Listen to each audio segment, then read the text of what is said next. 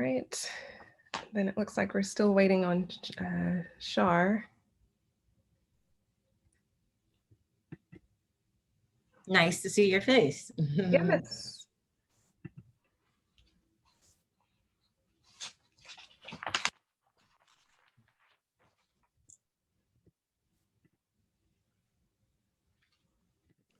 Good morning, ladies. I'll join the video in just a minute here. Good morning.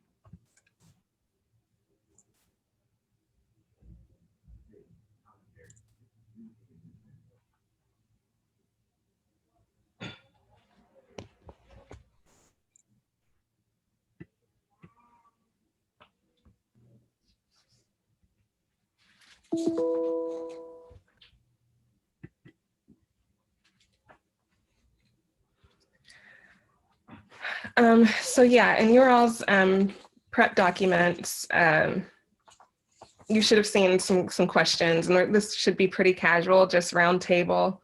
There's not officially a moderator for this group, so I will somewhat be taking on that role, but trying to take as much of a backseat as possible just to let you guys have the conversation that you need to have. But yes, I'll make a brief introduction of everyone at the beginning, and I'll also be monitoring the chat to see questions that are coming in from the audience. And we'll get those to you guys at the end. And then another thing, we kind of want to see if we can get some audience engagement. And so if you have thoughts on questions or things that you'd like the audience to consider as they're coming into the room, I can definitely plug that into the chat to get us. I did jot down a question in case you want it. It's kind of consistent with our facilitation practice, but I'm open if we have other ones. Okay.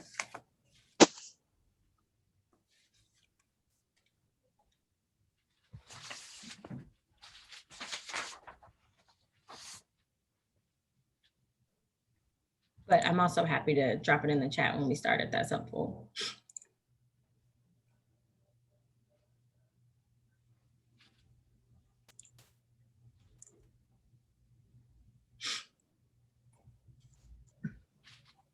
I'm gonna grab some water while we wait, if that's cool. BRB.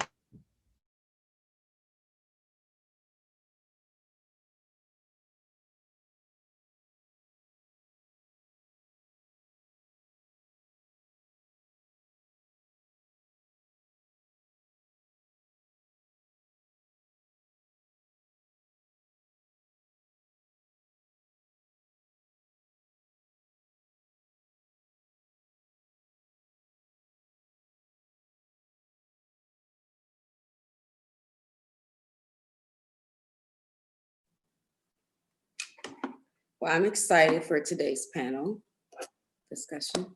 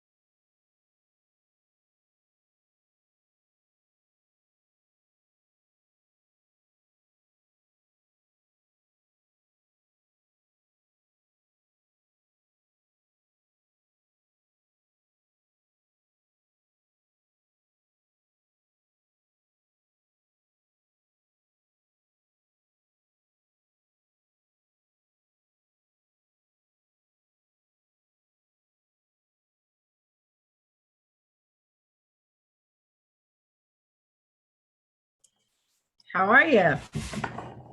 Good, and yourself? Good. Nice to meet you. Nice to meet you as well. Third Space Activation Lab. Yeah. I am excited to be with you ladies today. Yeah, great topic we're gonna cover. I think so too. I've been on y'all's websites and ready to get connected. Yeah. Are you here local? I'm actually in Cleveland, Ohio. Oh, nice, Yeah. nice. Good morning. You guys got the snow we got. Good morning. Good morning. Hello. No snow yet. No snow yet. Not right now. Oh man, we got pounded yesterday. With snow? Yeah.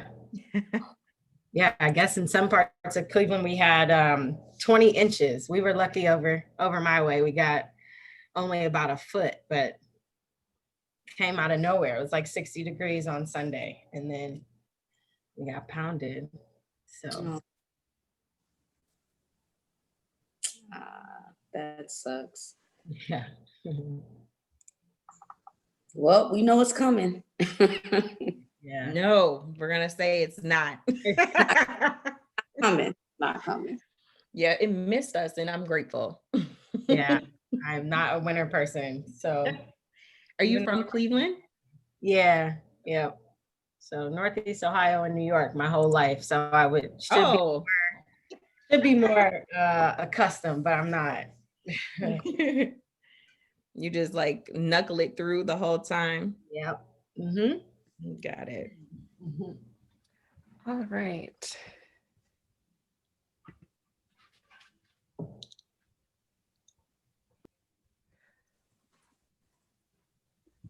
So panelists, I did want to let you know we've got a couple of attendees that have already popped into the room. Oh, wow. So even though we're not officially set to start for a few more minutes, I just want to let you know that mics are on now and people are seeing things. So just keep that in mind. And then I also want to get your name changed, Evelyn. Oh, okay. Uh-oh, oops, that's not what I meant to do. Oops, oops, oops. Rename, okay.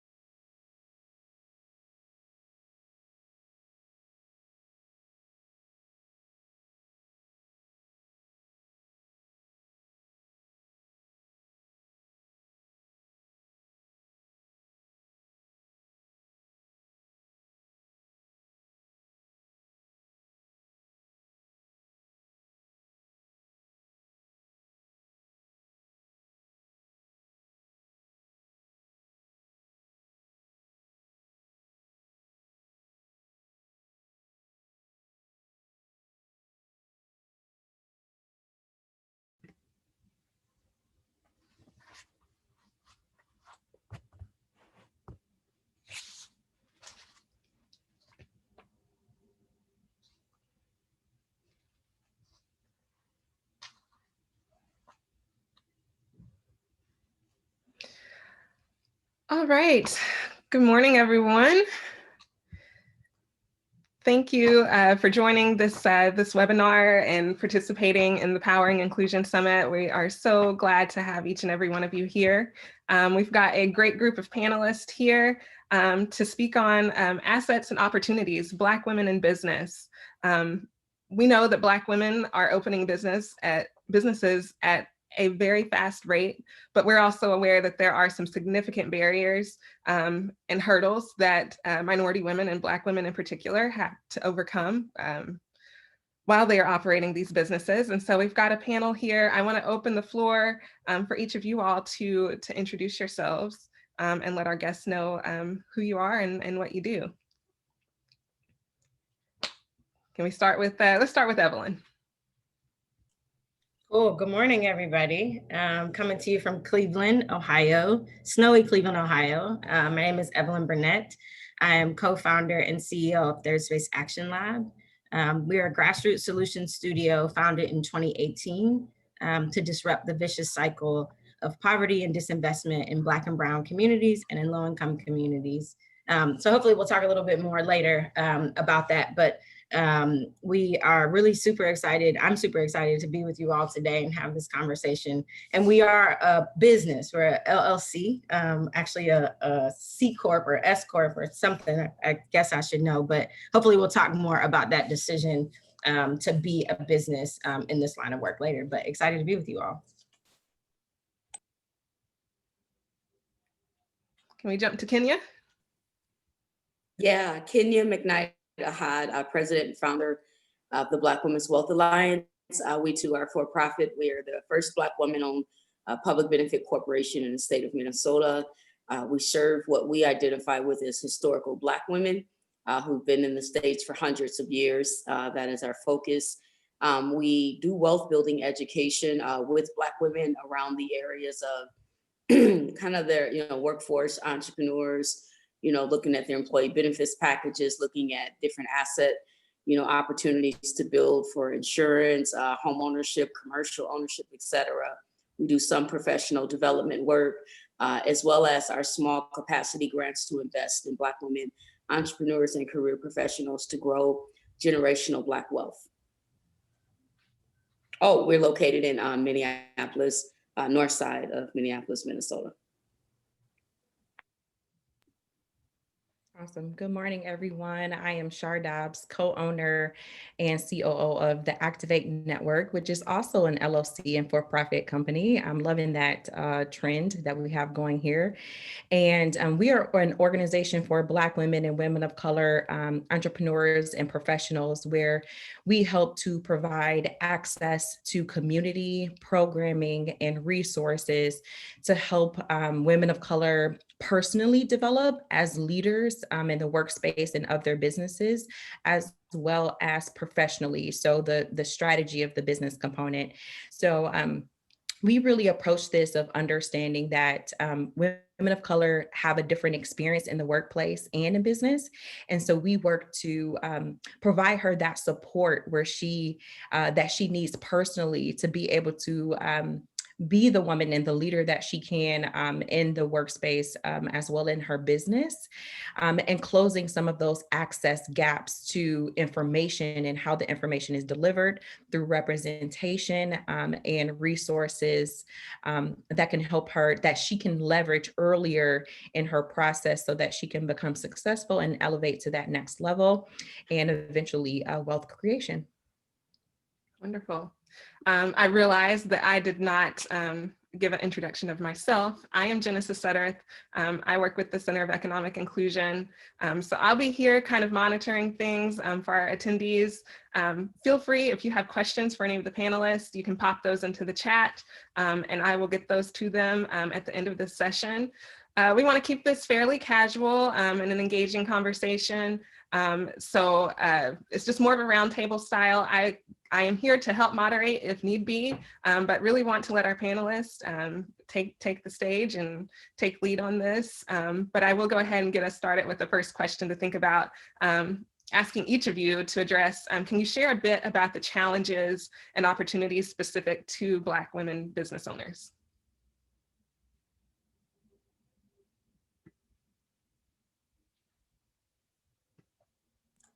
Sure, I can jump in first if that's cool. And I know we were asked to ask a question, so I'm going to drop it in the chat when I get done because I'd love to hear from folks and know who's on the call.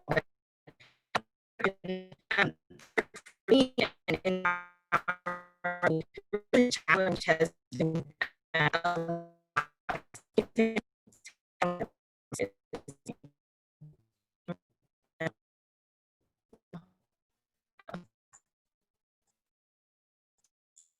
Are we on the same technical difficulties?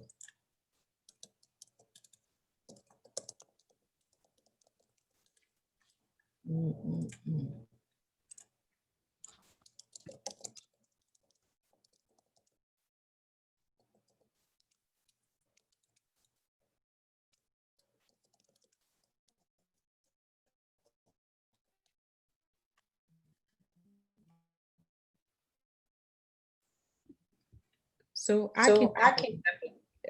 Oh, I think there's, okay. There we go. Okay. Hopefully everyone is able to hear me. So I believe okay, great. And I think her question, it broke up a little bit, but I believe the question was some of the hindrances, like what are we facing as Black women in the industry and some of the things that can hold us back. Okay. So I will give some perspective from our end in our company of what we see. And I'll actually take a non-traditional approach to this is, I think generally there is a lot of systemic, racism that has been built into a lot of processes and systems that impact our starting line, to be able to create wealth creation. So with understanding that and knowing that when it comes to business owners, we're not immune to that either. Like we're not, we're included, that happens in business as well. And it could happen in different ways. So I would say a couple of the things that in the way it happens is some of the immediate things would be like access to capital, businesses, people choosing to, finding investors, being able to easily have that access to any type of capital and be able to apply, and be have investors for your business.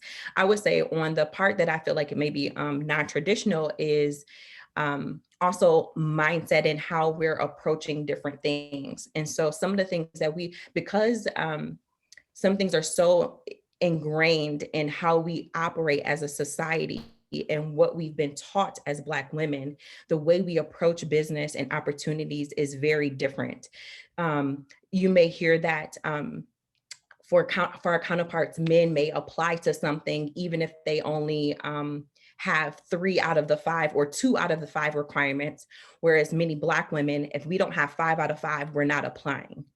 And so in terms of business, how this impacts is that we're not going for those opportunities. We're not seeing our representation. We're not seeing ourselves in being able to acquire contracts. We're not seeing ourselves being able to acquire the business or have sustaining large businesses within we can be responsible for and reclaiming our power and reclaiming our worthiness and opportunity is through that way, is through our mindset and knowing that we absolutely should be at these tables and in these rooms, and we are absolutely worthy of building businesses that can thrive and that are multi-million, billion-dollar businesses. We can absolutely do that, and we absolutely have that power to do it.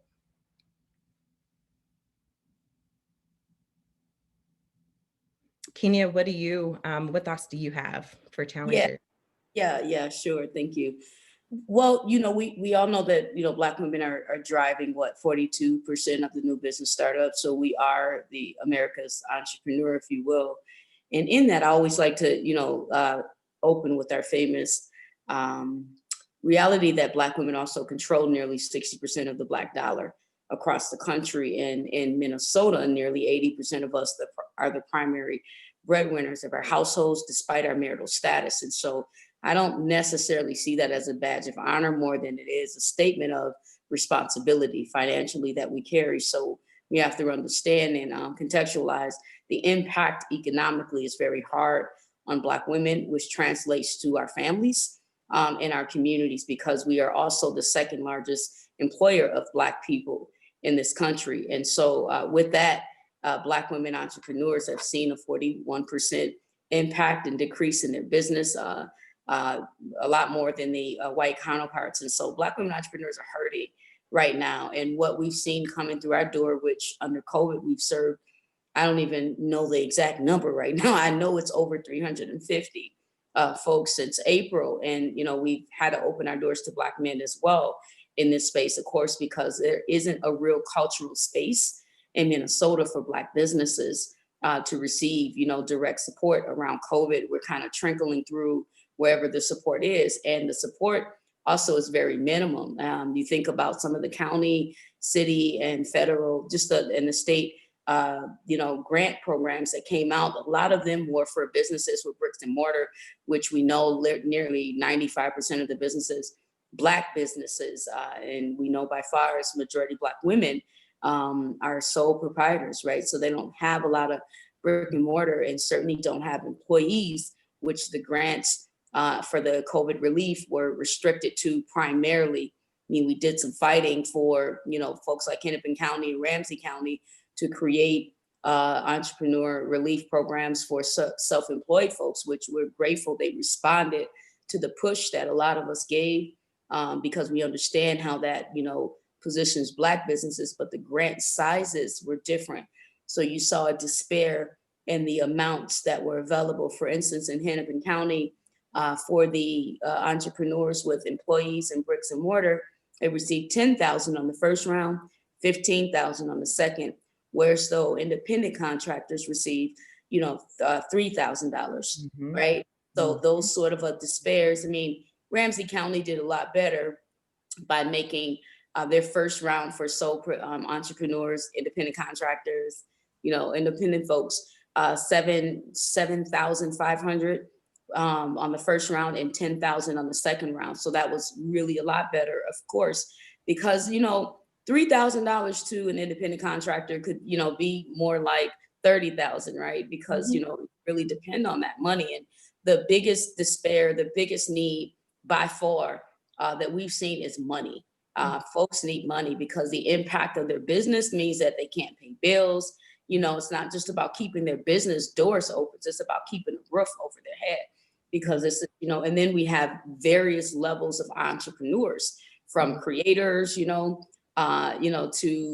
food entrepreneurs, to childcare providers, which is the largest type of business that Black women have in Minnesota, was hit very hard under COVID. And so there's just so many areas. And of course, there's a lot of people responding. I think where the opportunity comes in is that now we get a chance to be specified, and not just in this blanket people of color narrative that greatly erases who we are. When we don't stand in that light, then we don't have a chance to be, just prioritized in our needs. And so I encourage us to continue to specify that this isn't just about people of color and Black and brown.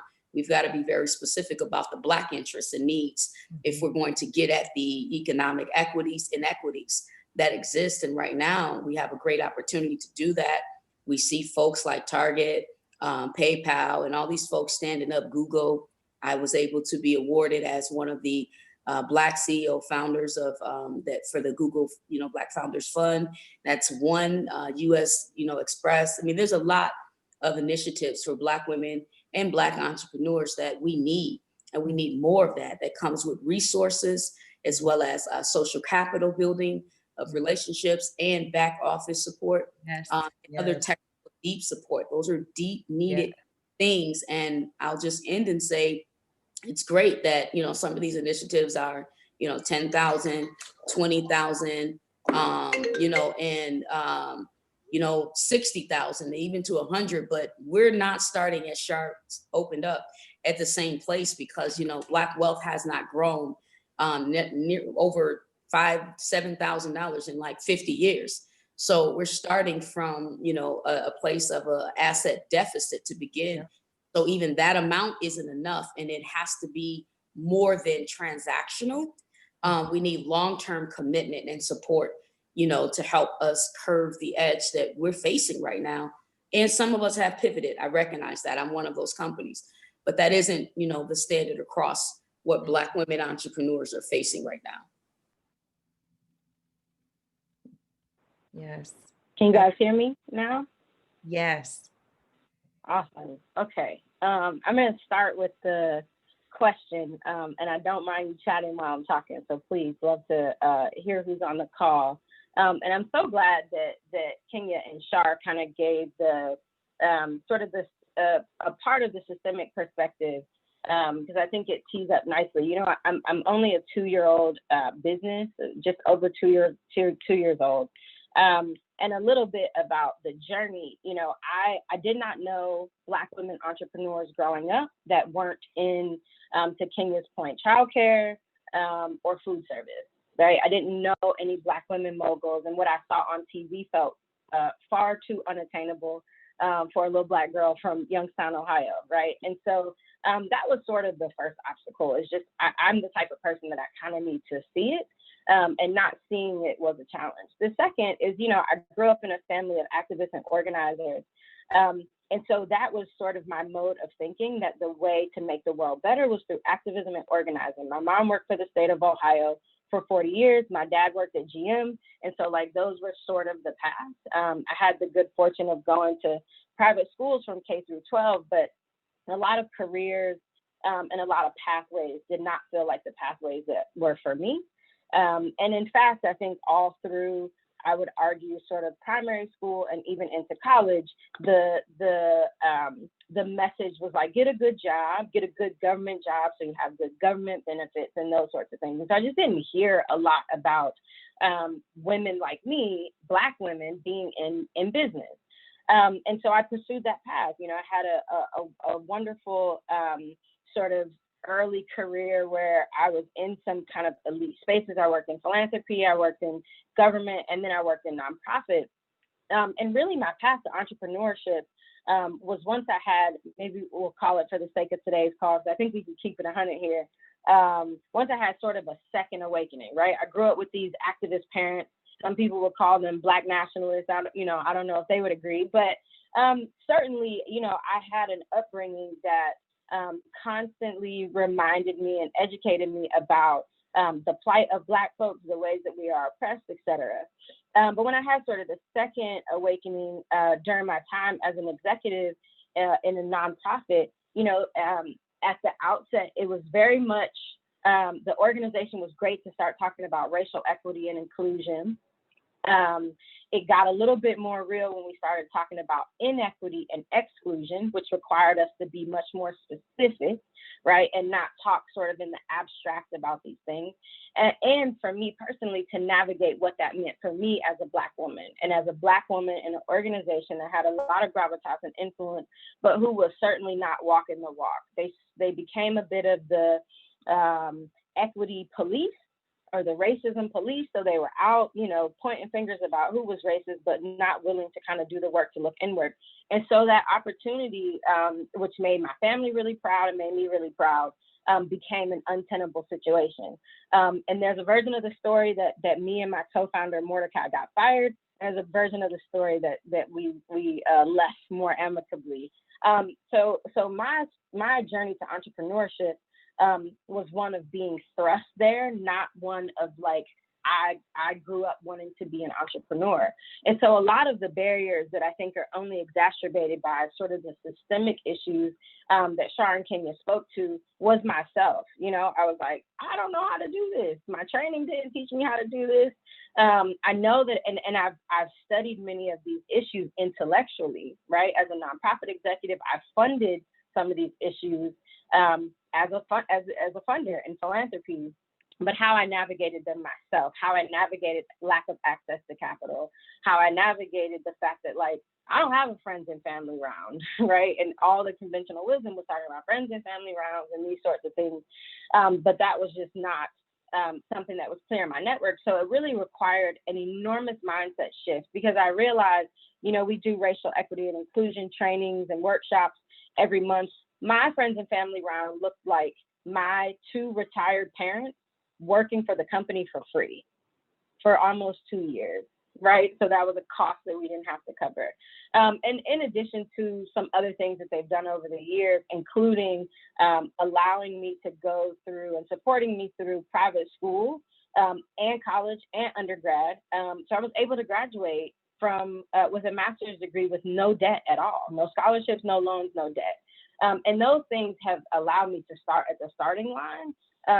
But we know that most of us don't have those sorts of opportunities. So for me, the journey has really been about like trying to make sense of and navigate the distance or the dissonance between what I study intellectually and then like how I navigate those things as a business owner. And I think the last thing I'll say is setting my sights for something higher, because even though I wasn't going into some of the traditional, women business fields that I knew, I could have a perspective to remain really small, right? Me and my partner are going to go out and do some consulting. We'll make enough money to take care of us and not to like grow as a business. Actually, one more last thing. That was tested again in COVID, right? So we had set these sites for 2019. We had a pretty decent 2018, 2019, 2020. We're like, all right, we're going to grow. COVID hit. And Kenya spoke to this as well. I know all about government grants. I know all about philanthropic grants. I funded those things. Like having just even the confidence to pursue them and to pursue them at the max. We were very fortunate to get a PPP loan and like early in the first round. But the biggest barrier to doing that was saying things like, oh, well, I know this business over here that needs it more. I don't want to put myself in the pot and all these sorts of things. And so that is the sort of constant struggle, is to like, what type of business do we want to be? What type of owner do I want to be? What type of CEO do I want to be as I continue to try to navigate these systemic issues on behalf of our clients and myself as well? If I can just add to something Evelyn said, Janice, is that okay? Or Sure, yes, go ahead. Thank you. And just kind of building on the PPP loan process, definitely we saw tremendous barriers, and definitely in general, Black women struggle with, our value. And Black people in general, we're so used to being told no. We didn't think half of these things were for us. And so that's also part of what we would consider financial trauma. We're just used to just having to handle things on our own. And, it was really interesting watching this. We worked as a provider or as a partner with counties and cities disseminating information about these grants, but also helping on the back end to, approve some of these grants for, all sorts of businesses, not just Black in that role, but certainly we, worked with a lot of Black in that businesses in that capacity. And what we often saw was that, Black folks didn't know, how much to ask for.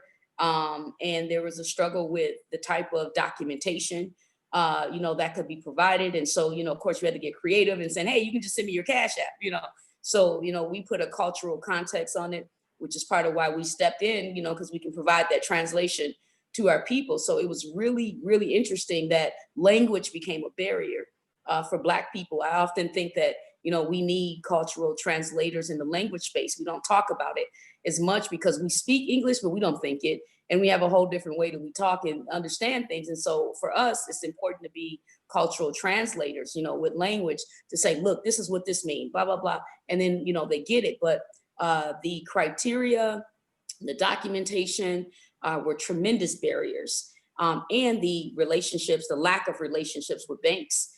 It was interesting watching a lot of banks decide that no one can open new bank accounts, because once Black businesses learned that, oh, you have to have a bank account, or that they start opening up, and then banks were like, nope, we're good, no new customers. And so the lockout was real, and it was silent. And even the language and framing about PPP, Black entrepreneurs didn't know it was for them, once again, because it was about entrepreneurs with employees.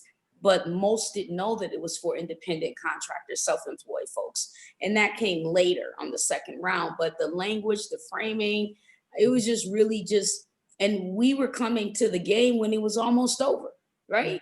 Because we learned about it late. And I think it speaks volumes, not only to just the way that we are impacted disproportionately by COVID, but let's talk about the uprisings from, the murder of George Floyd, and, us not systems, like we couldn't move as fast as everybody else. Absolutely. In a different way that was not taken into account.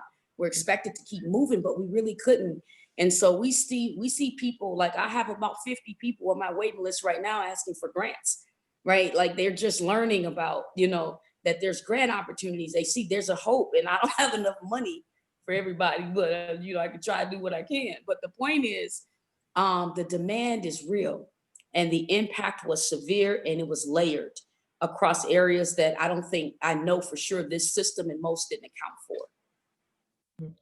I would agree to that and add on to the invisible labor that you spoke to. So having an organization that supports Black women and women of color, not only were we holding space for them to navigate this period of handling a pandemic and handling the murder of George Floyd and, their homes and being able to provide support and space for that, and be able to say, okay, what do you need to do for your business too?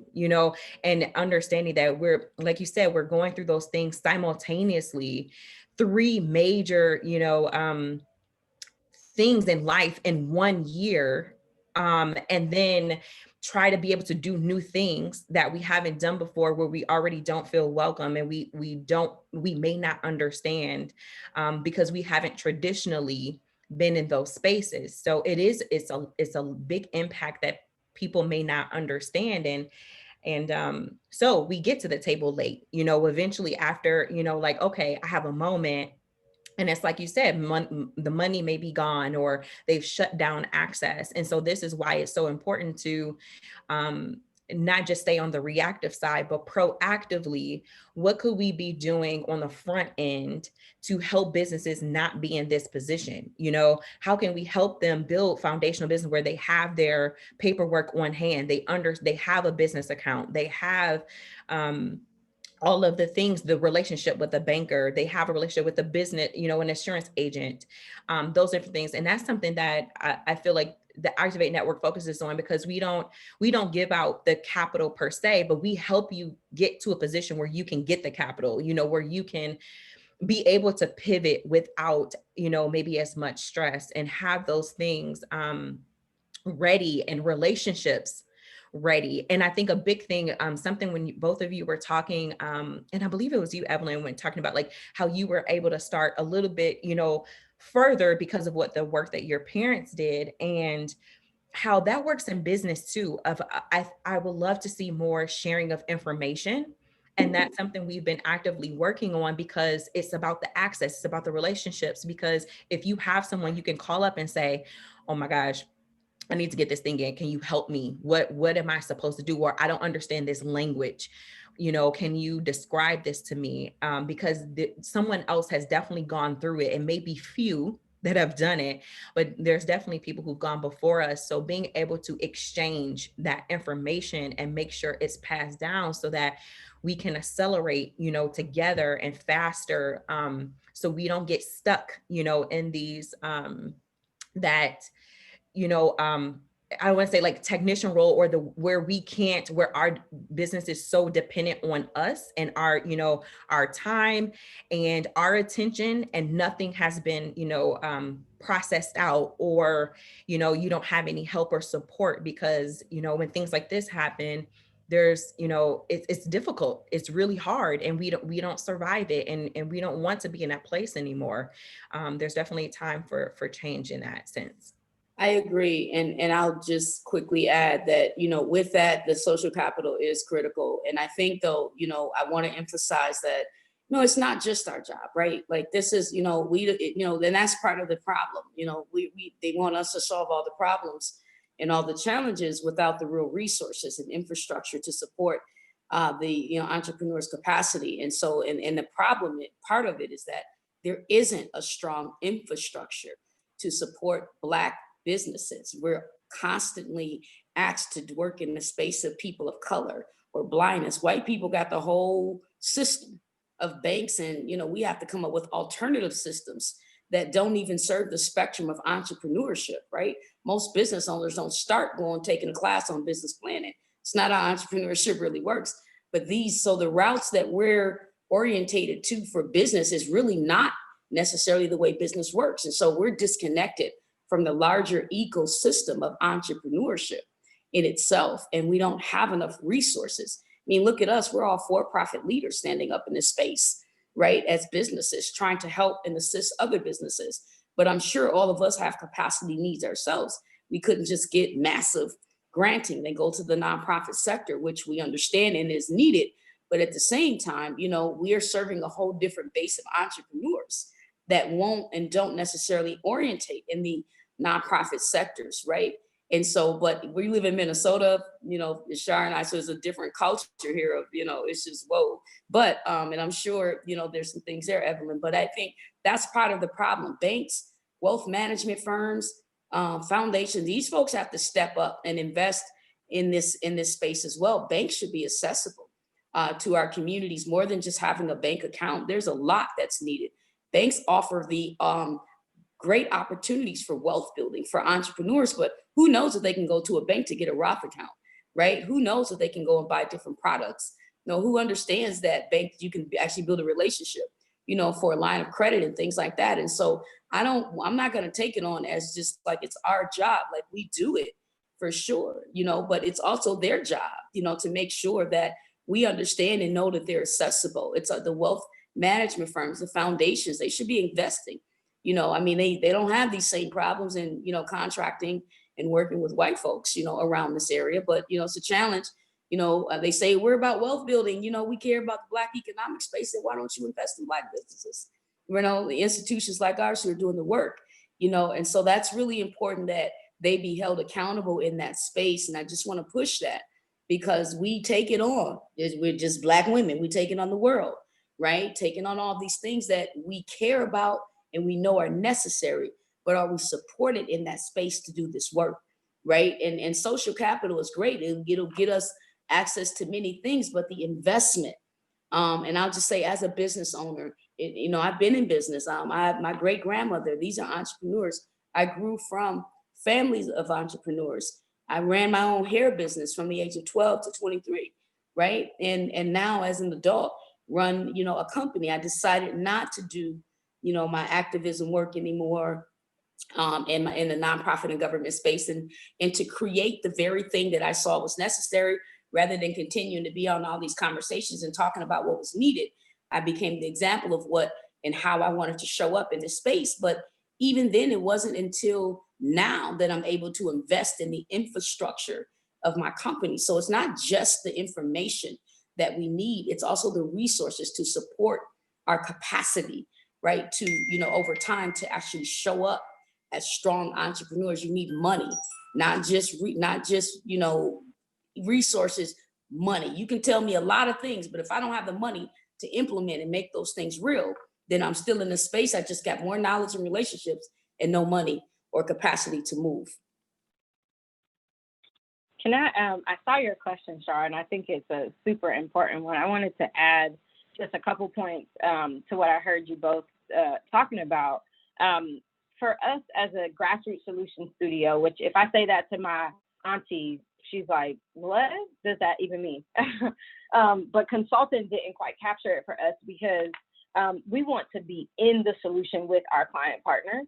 And that was a tough decision to make, right? Because the first hurdle is nobody knows what we're talking about. So particularly, and you both spoke to this, as a grassroots solution studio, AKA a consulting firm, that at the top of the pandemic was really worried. You know, we were about to hire and do all these things. We had to pause.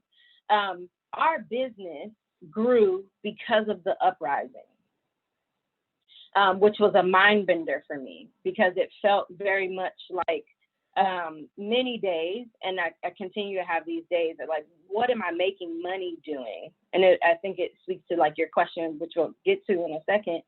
And so like what role and the way we showed up in the uprising, knowing that, Char, to your point, there were these like at least triple crises that we were all dealing with come late May, early June. and that we were all navigating the pandemic. For so many of us personally, we were losing relatives, we were losing loved ones in the pandemic. We were navigating a national conversation or perhaps international conversation about like, you know, and I hope this is a safe space, a liberated space. You know, I was one of those Black folks that real early on in the year was like, oh, this ain't really us. Like this isn't impacting us that way. And what was crazy about that is like, the research that I do every day and the work that we do every day told me that that's not the case, that Black folks are going to be disproportionately impacted by this crisis. And Kenya, you spoke to this, and I was so glad that you brought this up. What immediately became a challenge that we were navigating and continue to navigate was focusing on Black, right? So uprising happened. Many people were sort of framing it around George Floyd reasonably, but there was all these other crises that had happened this year and that have happened for hundreds of years, right? So it was even hard to try to get the framing right with our client partners and even other activists and organizers, because that's who we are at the end of the day. But we were constantly being asked by particularly institutional partners as the uprising is happening. So I mean, early June, like, okay, well, what about the Latino community? And like, what about the, you know, that I was starting to hear BIPOC a whole lot more than I had heard in the past. And it was a tough decision for our company that may have had financial implications, that we wanted to focus on Black. Right? Because we are a Black-owned company. And that was really difficult. And we continue to try to navigate that challenge. And so when it came, like we were in the application processes for PPP and other forms of support, when we were having this sort of outward facing conversation about what stance were we taking on the uprising. And so we had to be very diligent about which partners, which supporters we were going to that were going to stand with us in our stance and ask them for sort of the coaching or like business support that we needed, knowing that we were not going to move on our position. And we returned to the conversations which we thought we were past of like, okay, well, if you're doing things around racial justice, if you're doing things around this uprising, you're a nonprofit, right?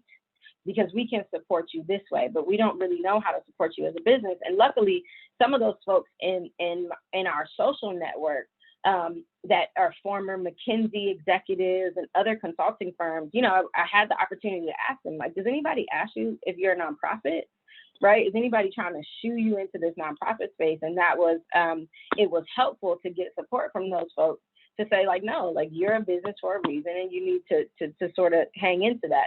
And I think the last thing, based on what I heard you both talking about, at the core, a major part of our business is advising our client partners, many of whom are philanthropic, governmental, right? Folks that are moving around resources to do right by us, by us Black people and by us, particularly Black women. And so these are folks that we've had relationships in some cases with 10 and 15 years. And so to like, again, navigate this dissonance of what is your responsibility as a funder? What is your responsibility as a funder, particularly philanthropic, when the country and the world is experiencing a crisis and the market is doing maybe the best it's ever done, certainly the best that it has done in a long time. So we were talking to foundations, for example, who were having a hard time saying Black, supporting Black, funding Black in an uprising while their endowments were doing gangbusters. And these are the same folks that a month or two before were canceling contracts because of the crisis, right? Because of the pandemic. And so like being in this space where you're advising folks and personally, it's about like doing right by our people or by us as Black women, has been an interesting, to say the least, but I think has finally turned a corner to be an exciting challenge if we all kind of continue to stay in solidarity in the way that is necessary to kind of combat and challenge some of these systems.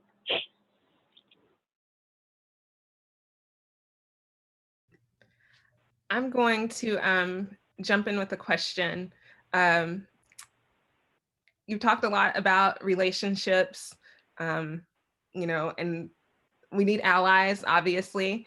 So we did have a question come in through the Q&A from Beth, and she wants to, through her job, she has a financial advisor that they pair her up with, and she has asked about what work they do to support Black people in BIPOC communities. And it seemed to maybe throw this person off a little bit when they were asked that question. She's going to be going back, and she wants to know, in talking to leadership, what are some good first steps that they can take? How can you, what can they do proactively, and how can she start that conversation? And what would be the suggestions from you all about how businesses can help Black people?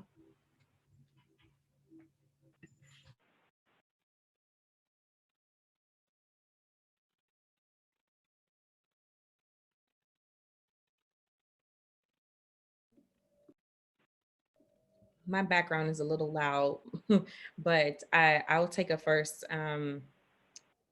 option at this. The first thing that came to my mind was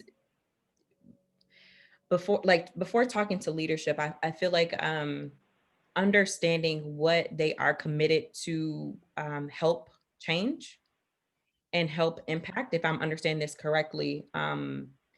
So I think when coming to this, I think this is important. I think this is a season of accountability for, our allies or partners who say they want to help our communities. But sometimes the offer seems, or the statement seems a bit shallow. And so I think when you go to them, for this opportunity, I think giving some helpful information about what that could mean, and also saying like it's not just a one-time thing. Sometimes I feel like people think it's, a one and done, and it's not. And like how we opened up this conversation about like, this systemic stuff is built and ingrained and entrenched in everything that has been built. So that means we're undoing so much stuff and unlearning so much stuff. And many don't see that, and so all that to say, I think going to them first of understanding what is their commitment, and using their commitment as leverage to talk about this honestly and transparently about what they can do to move forward, of really committing to that help and that change, and understanding that it's not a one-time thing, it's a continuous thing. And I think you understanding how much are you willing to provide information in that sense, because they may take it and run with it, of like, oh, you can do this and help this, and it's like, no, you need to hire someone to help you with this. Your company, like, this is not a you solve it type of thing. This is you helping to open their eyes on what they said they wanted to do, and holding them accountable for that in different ways. So I hope that gives some type of perspective to your question, without knowing exactly all the situations and who it is. I had a thought. Sorry for the delay. I had to read it a couple times. I have a slightly different, this is more of the labor that Black women often have to take on, or Black folks or brown folks often have to take on, is to do the job and the work of someone else.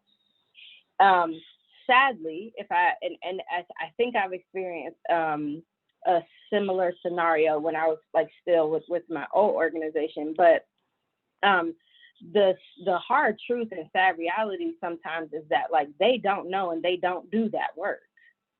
They just don't.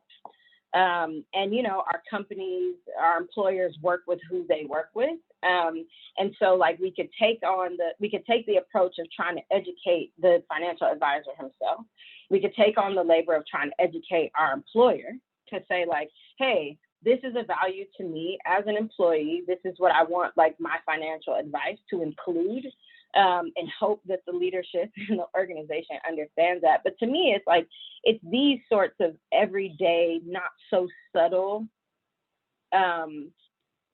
things, we'll call them, that happen that remind me of the necessity for us to build more of our own, and to go find more of our own, because there are Black wealth advisors, there are Black financial advisors, like firms, not just people, because I know a number of Black financial advisors, though not nearly as many as I would think that I do. You know, one of my good friends is one of the only Black female financial advisors from a major wirehouse in all of Ohio, right? So we do know that there is a shortage of us around, but she has shared horrifying stories of trying to get her firm, I won't say, but to focus on Black wealth and Black folks, right? That is who her network is. And she is told constantly that there's no business there.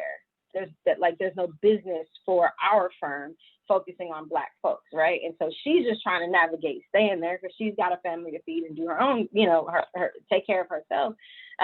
But it is often a sad reality that we find ourselves taking on the labor of other folks when we're just trying to do right, by ourselves and ask these questions that many firms, big firms, old firms, just do not have the expertise, competency, capacity, et cetera, for. And we can end up doing more to try to educate other folks and try to convince and cajole other folks to do right by us, and not potentially as an additional option kind of seek out us, because we have not only the expertise, but often the lived experience to understand what does it take to start to build wealth, recognizing all of these systemic barriers that we're all trying to navigate, in service of doing that. And they should reach out to folks like the Center for Economic Inclusion, right, to help them with their strategies around inclusion, through a racial lens, for economic progress in the companies, period.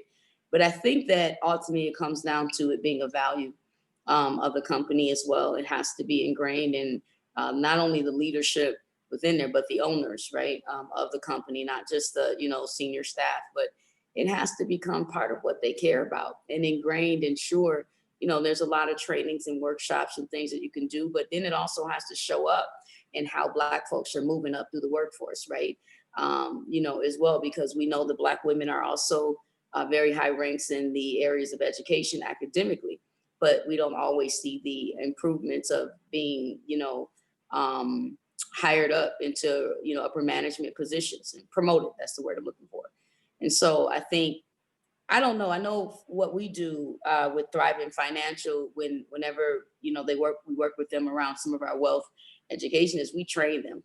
Even the Black folks, they got to be, reprogrammed and culturalized, through our process to ensure they understand the language, and that it's okay, to talk how we do, however, whatever that is, because Black is also very diverse.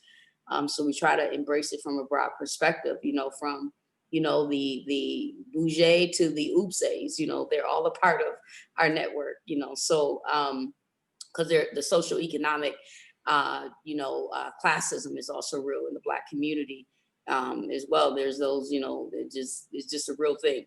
But the point is for the wealth management firms and their solutions, there are a lot of solutions, no doubt about it. You can reach out to any of us. I'm sure we can, as a consultant, right? We don't want to keep taking on the work of educating folks for free around things you can find on YouTube, or those sort of things. But ultimately, we don't have the privilege of not knowing these things or not being conscious of it. And so, white people and, other structures and institutions got to also take on that responsibility of busting outside of that privilege or, those bubbles and, and grappling with this and not feel like because Joe Biden is now, by the way, shout out to Kamala Harris, right, for being elected the first woman vice president, and so happened to be a Black woman too. So that's wonderful for us.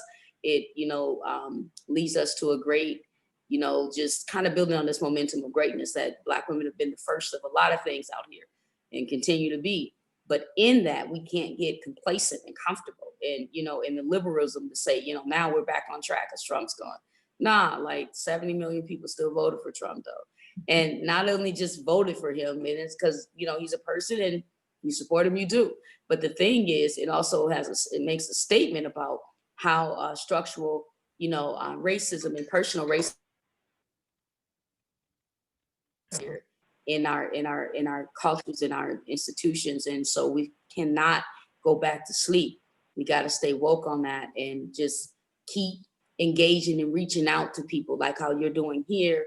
There's a lot of folks who can help you, but be willing to support them monetarily, because it's no joke trying to help people rethink about why Black folks are human also and should be considered in these spaces. Absolutely.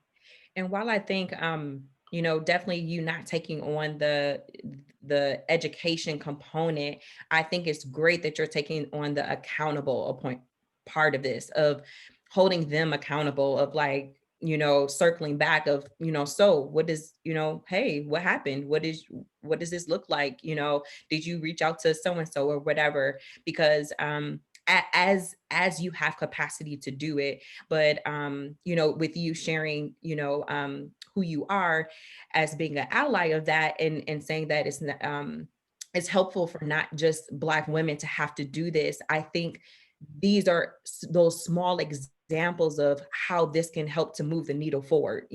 You stepping in and saying, with that accountability component of this. And like I said, not taking on the full educating them, but, helping people see, like, doing what you said you wanted to do, or doing what you said you're committed, to doing. We're discovering that, and you may have seen this floating on LinkedIn, where so many companies and people made statements about what they were going to do. And so now the changes in the follow-up, how are we addressing these things as they come up? It's these small situations, that happen. And if we stay silent, that doesn't move the needle forward.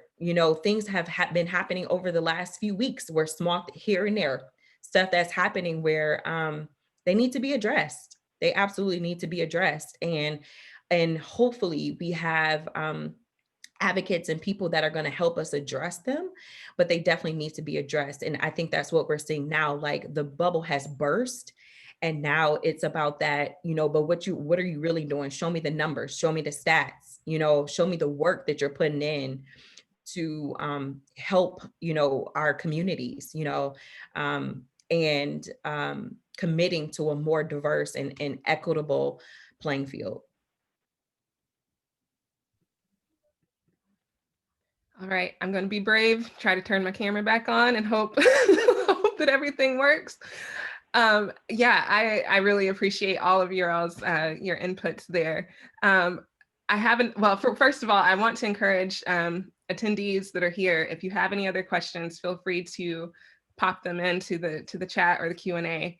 I have a question regarding things that can be done from a legislative standpoint. Do you think there are policies, government policies, that can be implemented, or things that need to be removed or undone to help Black women succeed? And on what level? Are we talking local, state, federal? What changes do you think need to happen with the government policies?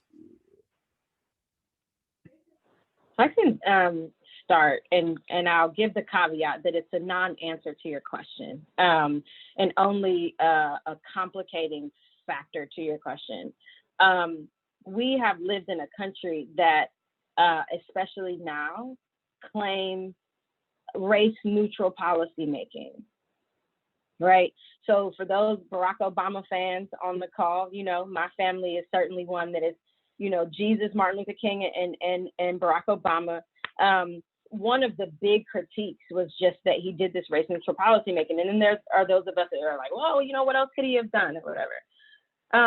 And we know that is ahistorical. So if you take a policy like the New Deal, right, during the Depression, there are scholars and other folks that argue that this was some of the most brilliant policy making, certainly in American history, but some people will argue in like world history, debatable.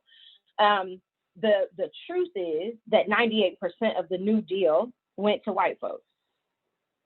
right? So the GI Bill, all of these things that essentially create the American middle class were not for us explicitly. Redlining explicitly prevented Black folks from building wealth, right? Like, so we have a myriad of examples of race-conscious, race-specific policymaking, but we find ourselves even now in this time of like America's racial reckoning, where we take a very ahistorical perspective on policymaking. That like, we can't say Black, we can't say brown. I think that we often leave too much of support, especially to Black businesses, to philanthropy. And based on the data, right, that like so many of us look at every single day, there should be set aside in government for specifically Black folks. But to one of my earlier comments, like we remain in this space of minority, and we know also from a lot of government policy, frankly, a lot of philanthropic support, that minority has meant white women a lot, right? That they are the beneficiaries of these resources and dollars. And so to attempt to answer your question more directly, we have to like kind of practice and believe the overtures that we say about things, right? We talk about racial equity, we talk about racial justice, we read all this data, we watch all the films, but we still don't direct the resources directly where they need to go. We don't make them land, right? And we act as if it's not possible. We act as if it's discriminatory. You know, we're still having debates about affirmative action, for example. And in our trainings and in our workshops, we take a perspective that affirmative action happened in the 1600s and it was for white folks, obviously, right? But we look at the 1980s and the 1990s and say, oh man, all these Black kids got into Harvard and University of Michigan and Ohio State, and they have received some advantage that other folks don't have. And for us, we even have to change our mindset about advantage. Who doesn't want advantage? Right? Like, in what ways are we providing advantage to people? So I think there's a bunch of policies, there's a bunch of departments, SBA, and I mean, you could really go across the government, Treasury, et cetera. And especially in the time of COVID, you know, I was reminded, despite how long I've worked in government, philanthropy, nonprofit, that the government can print money. The government printed $2.5 trillion, just found $2.5 trillion in this first round of COVID. Just found, right? And so it's not unprecedented for us to respond to crises when crises arise, but we're already starting to see some of the early data about where this enormous government intervention, which again, some people are comparing to the New Deal, like this is New Deal level infusions into the economy, despite the economy continuing to tank. That again, and Kenya started here and Char spoke to this, right? That hasn't been for us. We're getting the $3,000 and the $10,000, and we're watching corporations who have been supported by the federal government continue to get enormous infusions of cash to save their businesses, to continue, to stem the tide in a time of crisis, and that is inconsistent with some of our rhetoric around the importance of small businesses. You know, I don't know the city in America that doesn't speak to the importance of your micro businesses and your small businesses. And we know that even in the definitions, for example, of small business, a lot of them are 50 employees or higher, right? We don't know a ton of Black folks and brown folks, I will argue, to have 50 employees, 50 FTEs on staff, right? And so it's layers. I don't mean to be dismissive of the question, but it's just such layers to getting to what does good government policy look like around supporting Black businesses, because I think that there is still a lot of untruth out there about who we are, what we need, and how different apparatus and infrastructure are set up to support us specifically. And it shows up through where they put their money at. I guess that's the bottom line. Because in Minnesota, let's say the Minnesota Department of Employment and Economic Development, right? DEED, they have a whole department dedicated to immigrant communities, right? And that's great because everybody need what they need, but where's your Black department, right? right? And so, and I think so us not being an international community, if you will, also kind of restricts some of what government interests may be, right? Because, you know, government has international trade, there's, you know, there's interest, but we're local in that sense, right? And so I'm just making the connection to why that immigrant, you know, community or focus would be in the Department of Economic, you know, for employment and economic development. I mean, you have to look at that. You really have to look at that. If they can dedicate a whole department, an initiative to immigrant communities, which is necessary, why wouldn't that be the case for Black people, historically Black people, right? Given the economic disparities. And so that's the kind of accountability that has to be pushed. And if they haven't been asked the question, if they haven't been forced, I certainly intend to. But if they haven't been even challenged on that, right? I mean, the fact that it doesn't exist is an inequity within itself. And so government will make statements through how, you know, they show up in the programs they create and what they actually invest their money into. We can even talk about the $2 billion spending budget that the state of Minnesota has. And at one point when the first report came out, Black folks were only getting less than $100,000 out of $2 billion. And we talking about Black. So we got to also quit covering up the Black economic despair with this people of color and, you know, Black and brown and gray. And no, like, let's stay in the Black paint, right? That's how we advance, because everybody has interest and it's difficult to collaborate with anyone if you don't have your own agenda. And so, you know, what's the Black economic agenda? And I think we have to make sure that we're advocates of that and bringing that to government. So, you know, to create policies. There's a lot of conversations now around the redevelopment of Lake Street, for instance, in Minneapolis, right? And they're striking out Black people in that conversation right now around who can get some of the financial benefit and what kind of businesses. They're specifying that they want Hispanic and East Africans, you know, businesses and white folks to be there. No specification for us. We go under the people of color, you know. So I think that we need to push government to be more open, to be specific about Black folks and not just talk about how we dying on the hospital tables, right? But about the economic piece and move a little bit away from our heavy focus on social service resources. We need, it's both and plus other stuff we don't know.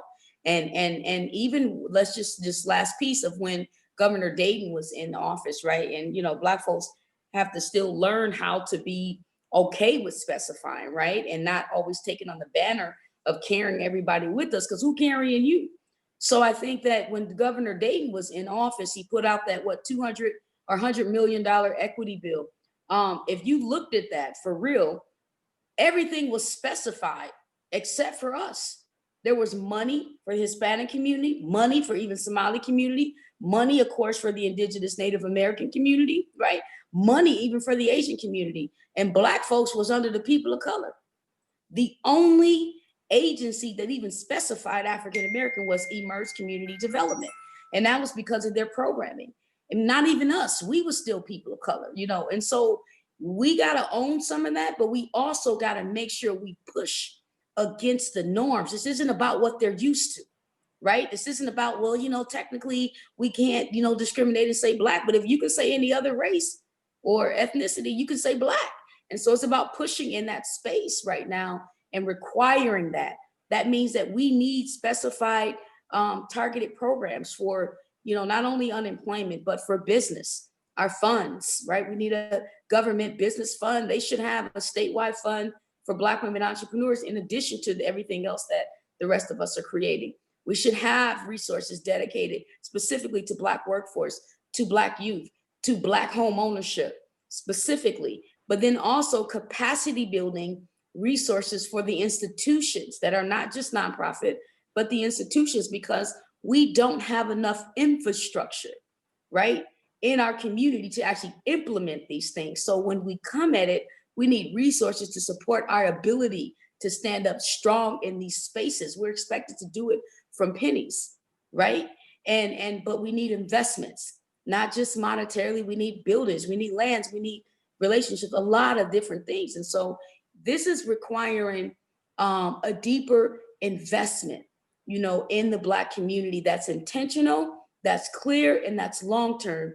And I'll say this last piece is that it'll be a shame, if we walk away, because a lot of folks are raking up in money right now on the blood of a Black man, George Floyd. In the name of George Floyd, everybody's benefiting except his own people right now. And so we've got to make sure we hold people accountable to that. I mean, money is flying everywhere in the name of George Floyd. Well, he was a Black man, a historical Black man at that. And we've got to make sure that historical Black people are also the beneficiaries of the resources and the support and the love. And folks have just got not to be afraid to stand in that space as the givers, as the contributors, and also as the beneficiaries.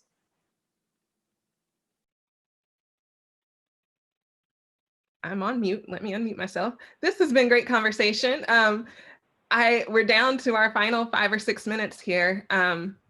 I don't know if you all each want to go around and give some final thoughts on key takeaways that you would like the audience to leave here with. I know we've got such a variety of people. You've got the business owners, you've got educators. What do you want them to remember when they leave here today?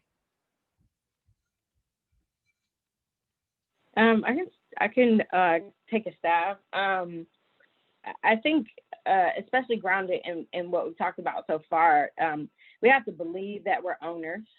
We deserve to be owners, that we're really good at it, and continue to buck and defy these stereotypes.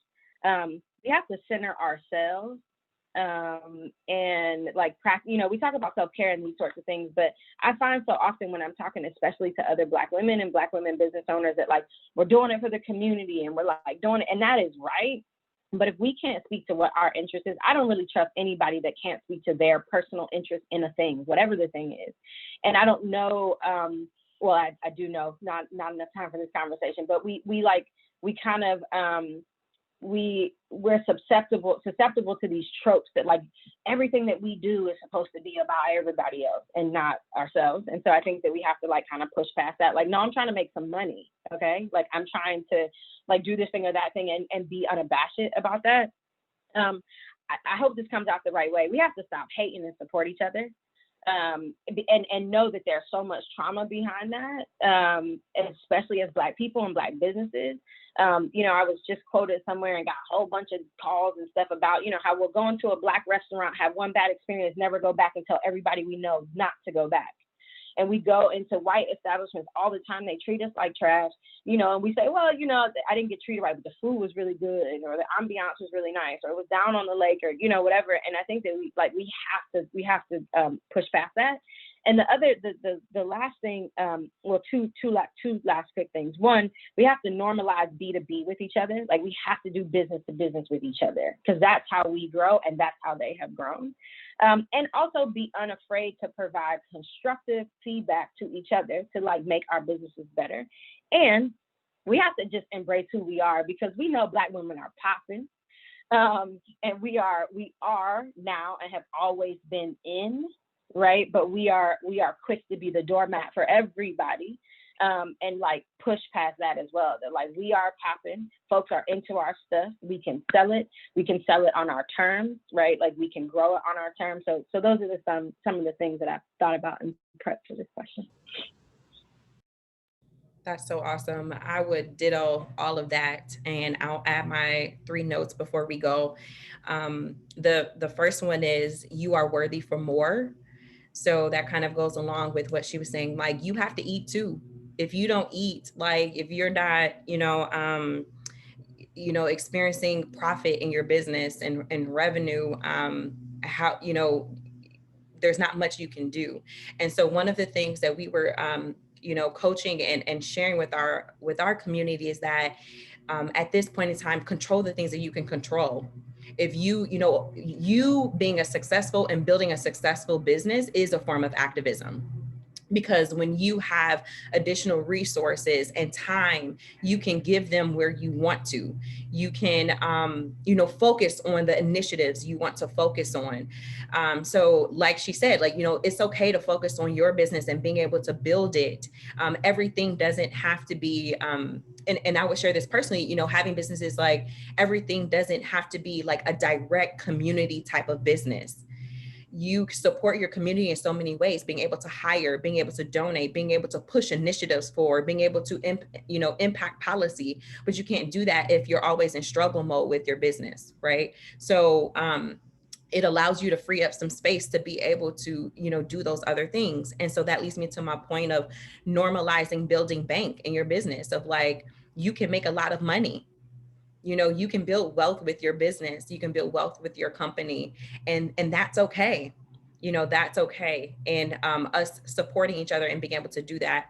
And then my third thing is sharing your experiences. You don't know how powerful it is to be able to say, hey, I went through that, I applied for this, let me show you how to do it.